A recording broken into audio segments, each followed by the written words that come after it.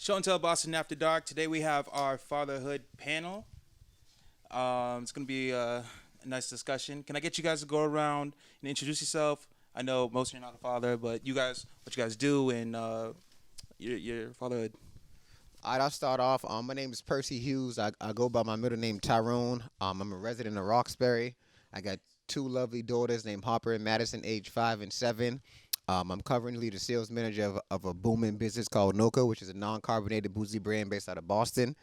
As you can see, we're sponsoring this here. I'm also a community leader where I love doing things for my community. I'm also part of a group called Deuce Fam. Shout out to my guys, Ant Thomas, Quark, and Rob Will. We do a lot of events around the city. I'm just connected in the city in ways that we just do things to uplift everybody. And I'm also, me and my boy Quark, we started something called the Dad Ball Boston, where we just bring fathers together to embrace ourselves and embrace fatherhoods and have fun with our kids. So I got my hands in a little bit of many things, but like I said, I'm happy to be here. And let's talk about all things fatherly. Let's do it. My name's Mike, resident of Roxbury, by way of Pittsburgh. Father, grandfather. Oh, shit, okay. Grandfather in the house. Yeah. Carpenter with Local 327. And, just here to speak on whatever I can speak on, give a little insight on being a father. So first things first, I kind of want to ask you guys, like, were you guys raised by an active father? And before you guys answer that question, I kind of want to know, what do you guys define as being an active father? I guess I'll start that one. I think that's a great question. Before you talk about an active father, you have to define what an active father is. Because some fathers are active financially, but they're not there physically, emotionally, or anything else. They provide funds. But then there's fathers who are there on a day-to-day basis who take their kids to school. They wake up to their kids. It depends, like, what do you define as active? So my definition of active father means that you're there when your kids when they need you. You're not just providing funds. You're at the school track meets. You're taking your daughter to dance lessons. They see you. But there's also some fathers who they don't really get to see their kids, but they, like I said, they just provide funds. So I think it depends on what you provide as active. Personally, my dad, he was there in my life growing up, but he was in and out. Yeah. He was dealing with a lot of personal issues. He was in the streets. He was getting money. So I had every PlayStation you could think of. I had every sneaker you could think of. Ah, okay. But at times, I didn't really get to see his face as much as I would like to because he was moving and grooving. Love him to death still. We've got close as I've got older and became a man. But as my younger years, he wasn't there as much as I would like physically. Yeah. But he supported me as much as he could. So that's the breakdown with my pops. Yeah. As far as me, I was raised with my grandmother, my aunts, and same. My grandmother was a hustler, so she was trapping everywhere, everywhere, you know. Oh, yeah. As far as my father, he's from Jamaica. There's 14 of us. Oh, shit, okay. It's 14? 14. Wow. So you guys just procreating is like in your genes. He Huh? just, there's a lot of us. And by him doing that, I don't know damn near any of them. You know what I mean? Like, so, my grandmother, my aunt raised me and my sister the best that she could, you know. And yeah, I mean, he's around now. Like, I see the craziest thing. I see him on social media. I'm cool with his wife. He won't talk to me. He don't. I don't know what I think it's something about. It's three sons. I mean, 4 sons. Yeah. The rest are all girls. He won't speak to none of the sons. Really? None of us. Could that be an ego thing or like a? I don't know what it is. Thing? No. He got the same birthday as my daughter. Like it's just weird, you know. That is insane. Yeah. His wife speaks to me all the time. Never says nothing about him. I don't say anything about him. You know, I don't have no hard feelings because a lot of people don't realize that, in the 80s, shit was hard for them. Yeah. You know what I mean? Like, they was going through a lot of shit. So, Shit cracked and fucked up a lot of families. yeah. But that was the thing. Like, my pops wasn't even a fiend. He was just moving and grooving and doing what he was doing. I guess once the relationship faltered with my mom, that was it. He just went on and kept doing whatever. But Right. I mean, I feel like my grandmother, my aunt did the best that they could. Mhm. Then the streets and everything else taught me the way, you Yeah. know. And for me not having that around, I think helped me a lot more as well. You know, Mhm. to be a better father or the best father I could be for mine. I was gonna ask too, like, what mistakes do you think, like a lot of men are prone to when it comes to fatherhood, depending on, say, like maybe the mistakes their father made before them, or even the absentee of their father being there. Like, what are the general mistakes that people go into in fatherhood for those things? Um, I think that one of the general mistakes is that you think you know it all.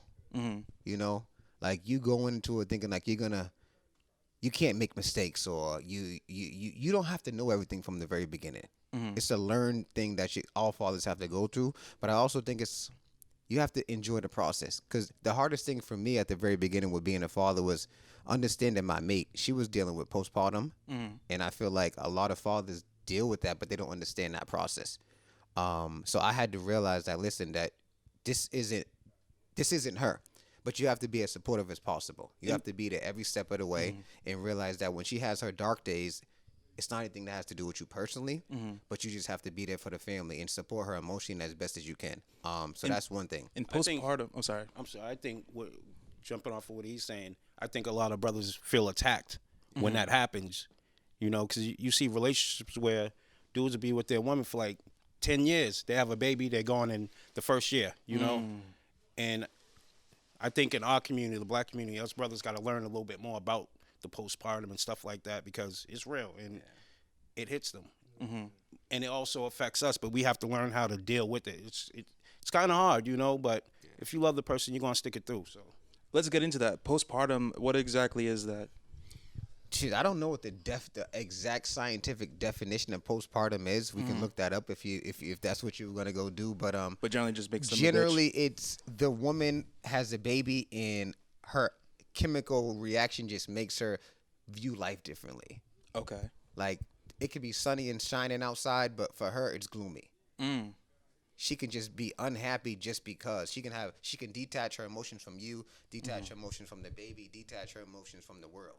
Okay. So it's a process that, like, I'm glad that I caught on to it, because it was very difficult. And she and I speak about this till this day.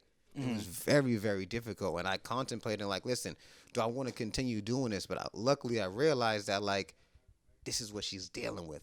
Mm-hmm. And I'd be a fool to leave anyone in that situation. But it was very difficult, because you have a baby with someone, and then you lose who they are.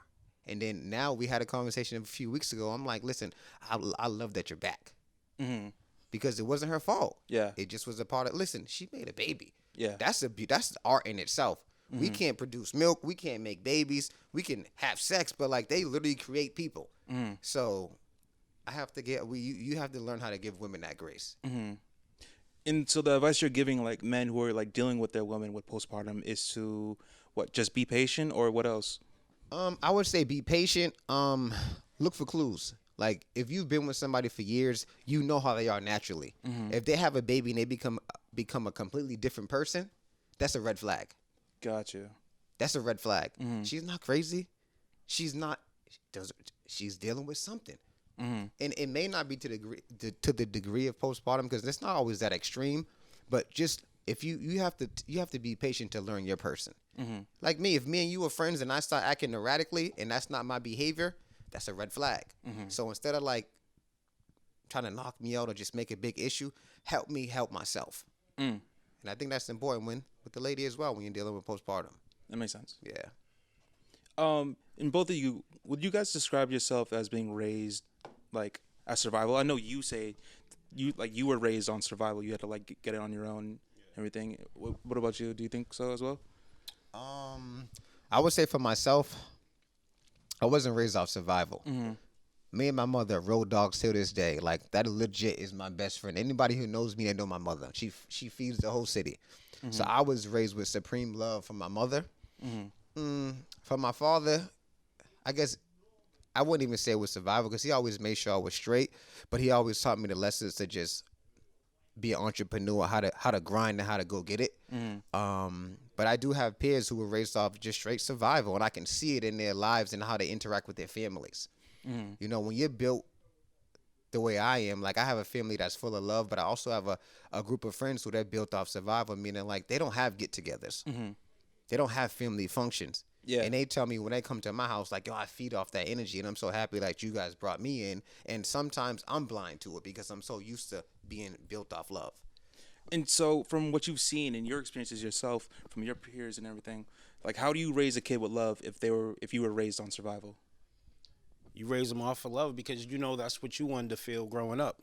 You know, so those little voids that you feel where someone, you know, didn't show you that, you feel that. You know, when you look into just the things that you do with your kids, like for me, it's nonstop. Like from the time I wake up, I'm making snacks. I'm getting my daughter ready. Well, she's getting herself ready, but you know, she depends on me. Like, even though she's going on 12 years old, it's like she doesn't know. Oh, where's my coat? Where's this? Where's that? I'm like, damn. Like, I can't even get dressed to leave out the door. Like, I'm not even. Yeah. You know. But even like in those little moments, it's just all love, man. Like you when y'all have kids, you'll feel it. Like it's something else, man. And I don't like to say it like that, but it's like, damn, sometimes I love my kids more than I love my wife. You know what I mean? Like, Yeah. you know, it is what it is. Yeah. You know, I don't know, man. It's Hopefully she doesn't it's hear a that. different feeling, bro. It's Yeah. a different I feeling. will say though, when it comes to being like raised off survival, it sucks because a lot of people are raised off survival because of finances. And when I say by that, like, listen, they don't have funds to do certain things. Like, they don't have funds to eat the way they want. Like, they just literally the bare minimum to stay alive. And there's families like that. Yeah. So I feel like I don't have that situation. Luckily, I was blessed. But like for myself, I feel like if you want to bring kids into this world, you should be have some sort of stability. Don't just have kids to have kids. If you can have it that way, because I know shit happens. You can have sex and have a baby, but if it was up to me, I would rather have men be prepared to have kids, because then you don't have to worry about surviving. You worry about thriving. You know. So if I can give anybody the advice when it comes to kids, is like, be financially stable, and that doesn't mean you need to have $100,000 or $200,000, but have enough to take care of you so you can take care of someone else. That makes sense. You know, don't bring a baby into this world if you can't even take care of yourself, because that's selfish. So that would be one take I would always say.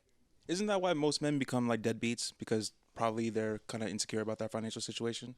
I don't think it's just that. I think a lot of them become deadbeats. One, when you're running the streets and shit, like, the streets is more important to you than anything else. You know what I mean? Like, and so to actually have something that you have to be responsible for other than yourself, a lot of people don't want that feeling. You know, like, we know somebody that's like that. You know what I mean? Multiple people. Thirst. So my man is like, yo, I got my 2 kids. I can only be responsible for myself. I don't know how to be responsible for them. It was the craziest thing to hear somebody say, a grown man say. Yeah. But that's how he felt. You know, Yeah. it's like, and he gets money or whatever. He just didn't want to do it. You know, some people just don't want to do it, man. They have the kids, they don't want to do it. But I also think that goes to people not want to sacrifice their time. Like, when you have kids, you're gonna lose your time, and it's about finding that balance. Like, there's many days I want to go hit the streets. I want to go run with my boys. I want to go do this, but I gotta realize that, like, you gotta pick and choose when you become a father. But I think that's a part of being a man too. And some boys, there's a lot of grown ass boys. Meaning, like, there's men who haven't grown up yet. There's responsibilities and there's sacrifice you got to make as a man, and especially as a father. You can't do it all anymore, and that's okay. Yeah. You know, I'm okay with not being able to be everywhere all the time. And I love spending time with my kids, because I know when I do have my time to go with the guys, I'm going all out. I'm having a blast. But I also know it's very important for them to see me picking them up from school, driving them to school, being at those meets, being at these dances. Like, it's very important for your kids to see you, because, like, that gives them the confidence to know, like, I could do anything because my dad or my mom is there. Right. You know? Right. And then when you do get that day or two, plan it. You got to plan. If you don't plan as an adult or as a father, you're not gonna. It's just not gonna be beneficial, because it's gonna be looked at very different. You got to sacrifice to for your kids, and then you can find time to do the other things because that's number one. Yeah, absolutely, and sacrifice especially. But unfortunately, there are some who choose other things, the streets, over their family. So like for those who are out there, like how can you really hold them accountable, especially if they're not emotionally available to their kids and not even to their peers? I would say on that note, it's up to that person. You know what I mean? Like it's something different to it's something different to just let go of the street life. You know what I mean? There's a lot that comes with it, with that person. You know what I mean? Whatever feelings they get from it, or what, anything, whatever it comes with that. A lot of people don't want to just let that go and just do what they gotta do with their kids. It's hard. It's a hard thing. You know what I mean? Just put that down and be like, all right, you know what? As some people say, oh, this nigga done became a lame. It's not about being a lame. It's about being responsible. It's about really being a parent, being the man that you claim to be. Right. Yeah. You know what I mean? Like you can't tell somebody that you real and don't take care of your kids. That's some real bullshit. Like I'm a real nigga. All right, cool. I just seen your son over there at the bus stop. You rode past him. Right. Yeah. And it's some shit that like is legit. Like that I know that happened. I've seen it, and I'm like, damn, bro. You know what? I've said something to one person. Bro stood there. He cried for a little bit and told me go fuck myself and got in his car and he left. Oh shit! And he didn't call me for like a couple of days. But then after that, it just like went right over his head. Yo, where the party? You going to a party this weekend? No. You can't. Nah, you can't save come back everybody. on that. You can't save everybody. You can't. And that's the part. That's the sacrifice. That's the part of like for instance, one of my favorite video games is God of War. Like Kratos, the way he treats his son, like it's very harsh and whatnot. But it's very. But he's building him up to get him ready for the world. Yeah. You know what I'm saying? Especially that power within him. You know what I'm saying? So like that's very intricate. In my opinion. I've been playing that with my son. Oh yeah, God of War. I've been playing that with my nephew. Yeah, that's just crazy. Do you think the stigma of like black fathers has been changing? As you know, like there's like been a terrible stigma of black fathers never in their lives. Do you think as like time has progressed, like that stigma has like completely been like eradicated? Or yeah, I definitely do. I think the media wants to portray the message that black fathers aren't present, but there's been studies that black fathers are the most present. So like I don't know when that switch happened. I don't know if it was the 90s or the 2000s, but like legit, black fathers are everywhere. If I pull up my social media page right now, I see all of the people that are in my era are ill fathers, and we feed off that energy, and we're like, I think. Let's say you have a dad's ball. Exactly. Like being a dad is cool. Like when you walk through the door and there's two little people behind that door that has energy that they just cannot wait to hug on you and give you kisses and love you. It's the best feeling in the world, and it allows you to not give a damn about what happened before you got home. So I think that we're in a time right now where being a black father is the coolest job in the world.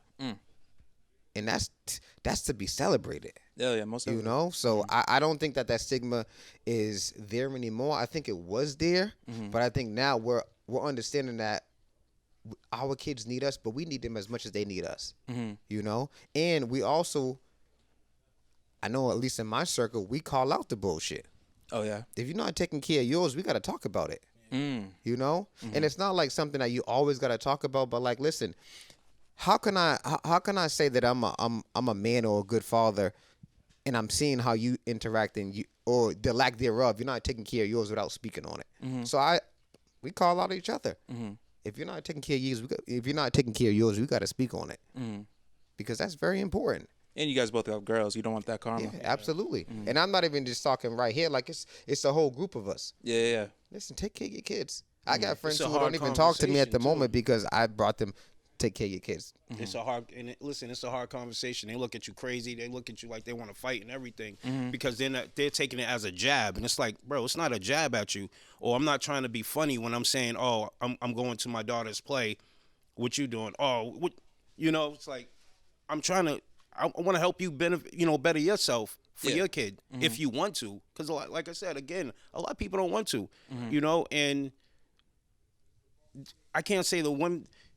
We don't want them to go through child support and all of that stuff. But at the same time, A lot of them are not going to child support just to get you to support the child. Mm-hmm. They're doing it because they actually want you to be with your child. Yeah. You know, like help him before the streets help him, and they're not gonna help him the right way. Mm-hmm. You know what I mean? Yeah. Right now, I just called. We called my son probably like 20 minutes ago because they're about to release that video at 7. Mm-hmm. So they got police, state troopers everywhere right now in riot gear, getting ready because they think something's gonna happen. Mm-hmm. You know, so I called my son. Joe, where you at? Hey, I'm in the house. Right. Where's the other one? Oh, I'm playing basketball. I'm with my coach. Right. You know, it's hard to being a black father out here. Mm-hmm. But it doesn't have to be. Mm-hmm. You know, it can be easy if you just let it be easy. Mm-hmm. I don't. I was wondering, when it comes to like co-parenting, for you guys, do you guys have different strategies when it comes to like co-parenting with your significant other? When you say co-parenting, what do you mean? Like living in different households? No. Like say your significant other like has like is passive, and you're like you're like, I was like, you're raising our daughter to be, or you're raising our son to be like a passive person, and you want him to be like a little bit more aggressive. Like, how do you go about kind of like, she has different strategies and you have different strategies and you're kind of clashing. And maybe like, I don't know if it comes down to like undermining each other. Like, how do you get past that when it comes to like co-parenting your children? I don't experience that in my household, because we raise our kids to be leaders. Okay. So the way we raise our kids is like me growing up. I feel like as adults, it was like, listen, whatever as an adult says is right. Like if I'm your mom or your father, whatever I say, that's law. Okay. In my house, I open it up because we give a little leeway because at the end of the day, like adults are not always right. But if you want to challenge authority or you have something to say, you want to speak on it, it has to be in a respectful manner. Mm-hmm. So the way we raise our kids is like, listen, be respectful, plead your case, let's talk about it, let's debrief.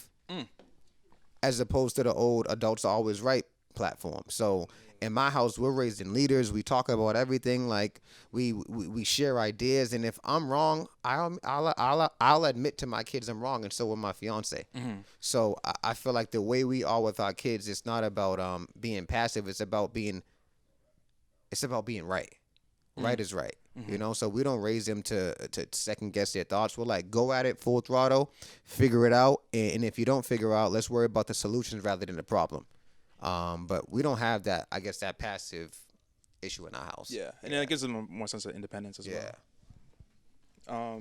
You guys raising daughters. Someone actually asked on the Instagram when we were asking people to ask questions. If your daughter made an OnlyFans when she was older, you know, are you what are you guys doing? Can't do nothing about it. Not disowning? I'm not gonna I would never disown my kid again. I would never disown my kid because I've growing up, I felt disowned. I know what that feels like, and you can feel like that as an adult as well. Yeah. So I would never do that. You know, this is what you want to do? Yeah, I want to get money. I want to. So be it. Just be safe. You know, again, wisdom. You can leave them to the water. You can't make them drink it. You know what I'm saying? You can. I mean, people do the most for their children. Their kids grow up and do some old outlandish shit. You know. So, I mean, it's gonna suck. It's gonna suck. You know what I mean? Like, but who was the actor? Lawrence Fishburne. Oh yeah, Lawrence that did Fishburne. happen. Yeah. His daughter. I watched that video. See, I never seen the video. But she did it out of spite because of him. Like it wasn't even like he did her dirty or anything. She did it out of spite, you know? Yeah. That is true. What about you? You disowning? Never. I mean, listen, I'm never ever gonna disown my kids. Of course, I wouldn't like it. I mean, it's OnlyFans. Like, what are you doing on OnlyFans? You're showing body parts and things that everyone's gonna record and share.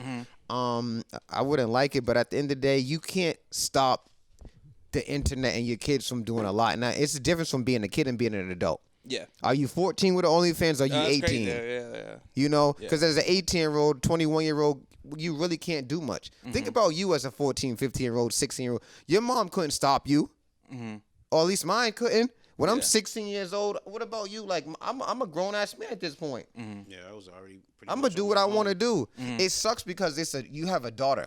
But imagine if your son had an OnlyFans, they was busting stuff down. How would you feel? Dap him up. You feel what I'm Dap saying? him up, bro. You wouldn't dap your boy? You feel me? I would dap him up. I don't know if I would dap him up. I'm like, this. But you wouldn't Again. scrutinize it as much. Is what I'm Exactly. saying. Yeah. And for me, it sucks because my daughter, those are my precious little princesses and Yeah. queens. So I mean, I wouldn't like it regardless. We would talk about it, but there's a difference between being 14 and 18. Or even 21. So is there anything your child can do that will make you feel like you failed as a parent? Like anything at all? That's a great question. Field. Honestly, being present, you can be the best parent in the world, and your kid can still go left. To be honest with you, I got a sister that I love to death. Shavonna, shout out to you. She's locked up right now. My mother and my father raised her correctly. It's nothing you can really do at times when adults make adult decisions. So the way they love her still, they talk to her, they write her, they send her everything that she needs. So like they did their job. She didn't do hers. So like I don't think you can really sit here and say that you're gonna disown or you. I don't know. I just feel like you can do the best you can, and your kids can still go left. So It's just up to chance. it's up to chance. Every family has a black sheep. It's true. No matter what you do. You feel the same? Yeah. Yeah, I'm not. It's my kid. It's my baby. I was. You just want some other shit. I'm just. Yeah. I was gonna ask you guys, how important is it to have a death plan for your family so that they're not, like, when you're gone, they're not burdened with that? It's big. It's big. I think, like, when I was running the streets and stuff like that, I never thought about it, And it was crazy because I always worked. I always did both. But once I got into the unions, they show me different things, whatever. I'm like, yeah, I got to make sure that they have. Yeah. Because watching these people go through what they go through, not having this, and, it's like, they're making the, what is the thing they make? The GoFundMe, and it's like, damn, this dude was just living life to the fullest out here, and people are scrutinizing, and you don't want your family. You want to just be able to go easy. Yeah. Make sure they have a little something too to cushion their pockets, and that's it. I mean, we here for a good time, not a long time, but at least make sure that when your time is done, you make it easier for the next people. Yeah. Absolutely. That's a great question, and it's very important. One of my closest friends, my brother Christian, he passed away. Shout out to Christian. Rest in peace. Look over us forever, bro. It was a very difficult process, and I learned a lot about like estate planning and probate and just courts and life insurance and a lot. Luckily, I do have life insurance, so if anything ever were to happen to me, my daughters and my fiance and my family would be good. But it just makes you understand that you have to make sure all your shit is lined up. And you got to make sure that you're taken care of, your kids are taken care of, and your family's taken care of. Because as much as you love living, when you die, money can destroy a family. It can destroy a family. And it sucks because money really is the root of all evil. And you just have to make sure that you make your death a less burden on the people who are surviving. So like I said, I have a life insurance policy on my kids. My fiance, she has the same. We got property, so we just so that when something does happen, because we're all gonna die at some point, just be prepared for it. So my advice to people is, listen, even if you just have a bank account, have somebody who is the beneficiary of that bank account. Because if something were to happen to you today, that's the bare minimum. Whatever funds you have, they can help you with your burial process. Because if not, it's gonna go to court, and they're gonna take 20 or 30% of all your funds just because you got to take it to probate. Oh, shoot. Yeah. And they do say that black families are the least likely to have like life insurance. Yeah. I don't know about the statistics. I mean, but I would believe it. Yeah. But I would say, listen, at a bare minimum, you should have a life insurance policy on yourself. Yep. And a lot of families get wealthy off life insurance. Oh, really? Yeah. Oh, yeah. Oh, yeah. That's why they have all If these grandma's murders gonna and stuff. die, I would tell you. Here comes a house. Here comes this. Oh, here yeah, comes that's that. true. Yeah. Yep. It get passed down. Yeah. But it's also up to whoever that money and stuff is getting passed down to do the right thing with it. You know what I mean? Like, doesn't mean she left you a house. Think of the future. Think of the long run. Yeah. Don't think about damn, I'm about to sell this and I'm about to go Make some buy bread. this and buy Yeah. that. Like the craziest thing is for you to sell a house and live in an apartment. Yeah. You know? Like, yo, somebody give you a house, you go and sell it, and you go and you live in an apartment. Like Yeah. it's Keep like, the property. Keep the property. Big facts. you know, so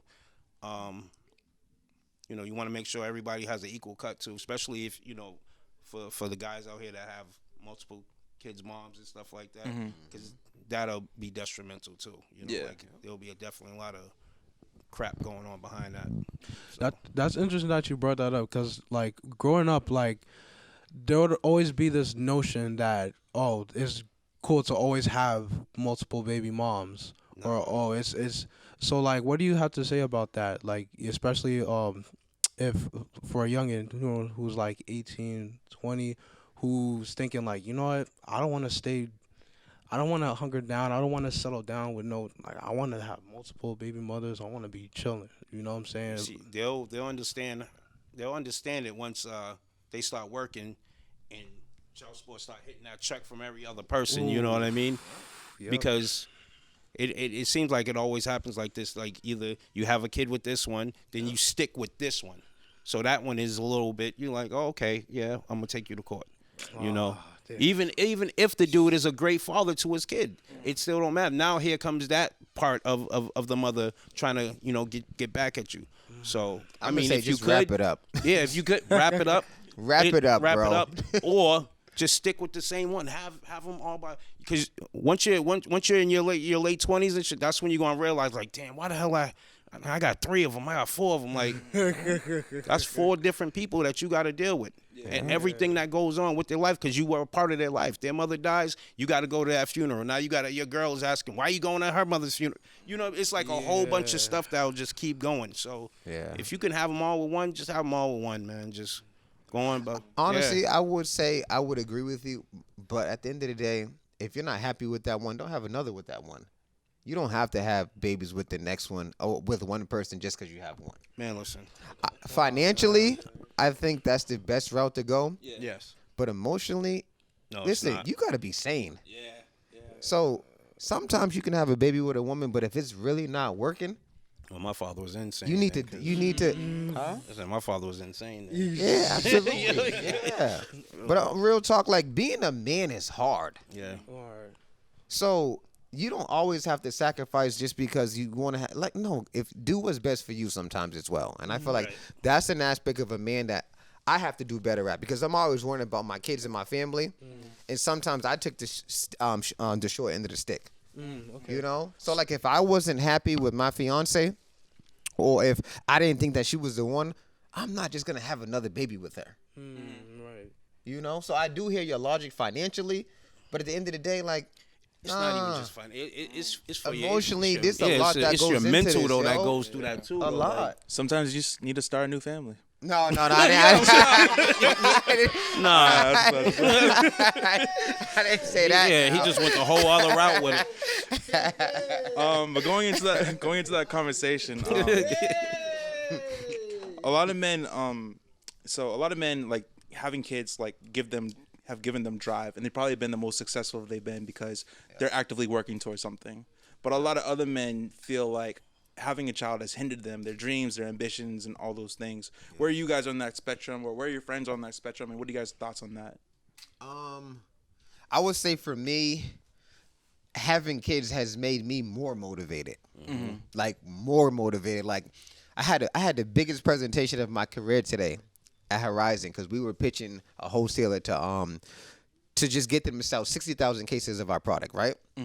And I was a little nervous because I had to present in a group of like 100 people, big wits, like shot callers. But as I'm dropping my kids to school, I'm like, I've already won. I got 2 people back there that look like me and they love me to death. There's nothing to be nervous about, and I was prepared for it. But public speaking is very nervous. It can make you very nervous at times. So I'm just like, at the end of the day, like I've already won. I prepared myself for it, and I can't feel them. I'm gonna go kill this shit. And what did I do? I went and rocked it. Oh hell yeah! So I feel like having kids, like when you lack a little bit of confidence, I'm one of the most confident dudes in the world. But sometimes I mean, we all second guess ourselves. Mm-hmm. You know, no matter what you're doing. But I looked in the back seat and I'm like, oh, I've already won. I can't feel them. So I'm gonna go do this to the T. And I did that. So like I feel like having kids has made me want to take it from here to here real quick and be excellent all the time. Like the standard is being excellent. So I think that my kids have motivated me to just excel quicker and just make sure I provide them with a better life than I had growing up, and I had a great life. You know. King of public speaking, boy. I know, right? This guy's a public speaker. That's why you rocked the con. Yeah, that's why you rocked it. No, for me, my kids made me just be better. It made me look and choose the situations that I was doing different. It made me look at. I got locked up when Hurricane Katrina had hit, right? Oh shit. And at that time, my son was 1 year. He was going on 2. And I'm sitting there and I'm looking up and I'm watching all this shit happen. I'm like, damn. The crazy thing is that if this shit happened right now out there, there's nothing I can do.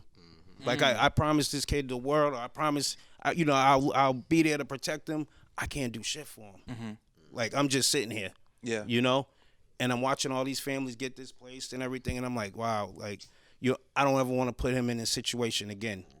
You know, so when I came home, I made sure that I just moved differently. You know, the people I was moving around, I had to slide off like, yeah, man, no, we cool, but we're not on the same levels. You know what I mean? Mentally, you're not seeing things the way I'm seeing it. I'm doing this. I'm trying to put you on. You're not trying to do that neither.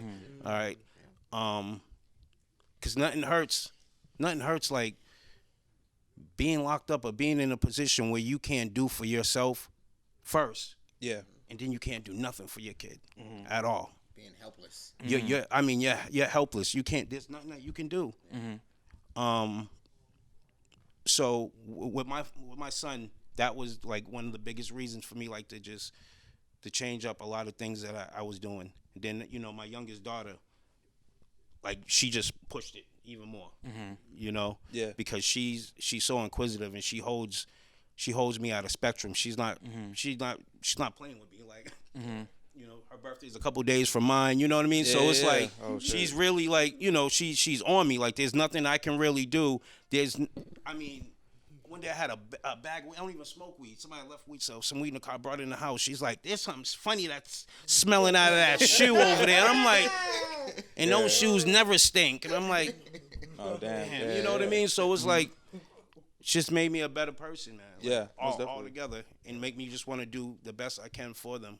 Right. Till the day I go. You're doing a good job, bro. I want to let you Thank know. you, brother. You as Great well. job, Yeah, absolutely. we doing all right. And you guys must have had these conversations with your friends though, like maybe like someone in your circle or someone that you've known, maybe has like kind of like talked to you and said, it's like, bro, like I feel like I can't accomplish anything because I have this kid right now, and maybe they get like they think their time is spent, and now like they can't make as much money as they want to, and they're in a cycle of like, they feel like they're being a bad parent because they can't make much money, and they feel like their time is spent, all this stuff.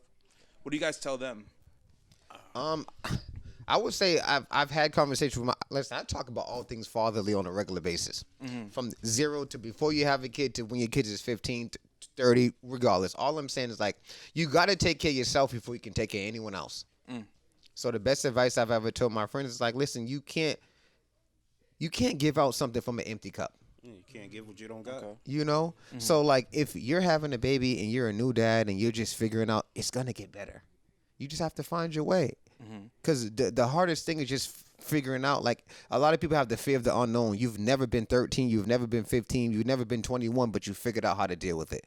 So when you are in your early stages of being a father, you figure out your wave and you figure out what you can and what you cannot do.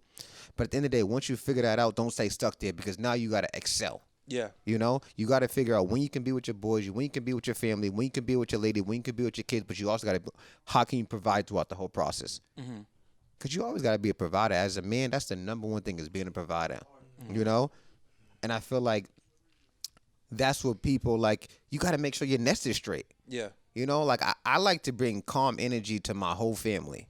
If I'm calm, they're calm. If I'm rattled, they're rattled. So like all I would say about that is like, listen, just be prepared for bad days, be prepared for good days, but at the end of the day, keep it even. What about you pretty guys? solid. Like, you guys? Oh, my girl swallows. Wow. My He's girl. getting kicked off. Listen, we definitely getting kicked canceled tonight. I don't give a fuck. But yeah, I mean, wait. So like, I mean, me and my girl, we always talk about having kids. Cause You like just ain't had a wild sex night yet. no. We always have wild sex nights. But Oh, anyways, nah, it ain't like, been wild but enough, that's. bro. The But next day anyway, you can't but nah. make it to the plan B. But bro. listen, nah, listen. I'm selling Plan But Bs nah, for nah. 100. But nah, chill. But nah, we always talk about like, cause right now the situation is obviously we want to be able to get to a better platform or get to a better part of our life where we can be able to take care. We won't have to worry about struggling. We won't have to worry about what should our daughter or son eat. Yep. What school should our daughter or son go to, Yep. private or public, or just little things. You know what I mean? But I feel like everybody says this like. Right. The way even the way I interact with kids, they'll say like, "Yo, you have like father energy." I'm like, "Nah, I just have a big imagination." So, because me being autistic, like, it just like amplifies it. Cause I always, I'm always childish. I always act like a character. It's just me. So I feel like that would be awesome. Yep. So I always say like, yeah, like, and it's funny because people just say like, because I have siblings too, and they'll be like, "Yo, I feel like you're gonna be the first one to have a kid out of all of us." You know what I mean? And I don't want to take too much credit. You know what I mean? But yeah, out of that. But go ahead. No, most definitely. But I've been listening to you guys, and it's been really a pleasure. And like in the future, I'm definitely gonna have a kid, and listen to you guys is definitely good advice to like listen to and like hear. Is there any advice you? Oh, I was gonna say, yeah, like having a kid's one thing, but now I got a grandkid, and it's just crazy to me because I look at this dude, like I'm looking at him earlier, and I'm like, bro, how? Like, Yeah. Like my life done flew, like damn, like, bro, where did you come from? You know what I mean? Coolest little dude, man, but it's like it showed me that time is flying, time is precious, and I'm gonna do the best that I can for him. The same as I attempted with his mom. That's another thing. Like if you having kids with different moms, they raise them a different way than you would raise yours. Oh yeah, that you would want to raise them. You know what I mean? So like my two sons that's at the house, they're good. My oldest daughter, one of my oldest daughters, she's good. She works for the airport. She's doing her thing. The one I have the grandson by, she's making her way. We had like great conversations. She was enrolled in college, all in the wind, But it's a good thing, man. It's a good feeling. It's a great feeling to have these kids. But you just got to really just do the best for them and buy them, as best as you can. It's hard, but you can do it. So, excuse me, my man Ellie, my road dog. Oh shit, this nigga's from Dartmouth. One of my fellow guys, I want to hop on the podcast with us. Just jump right in, Ellie. What side? Sit on this side. So they can see. It's a party. So, not to interject, but let me give him a warm welcome.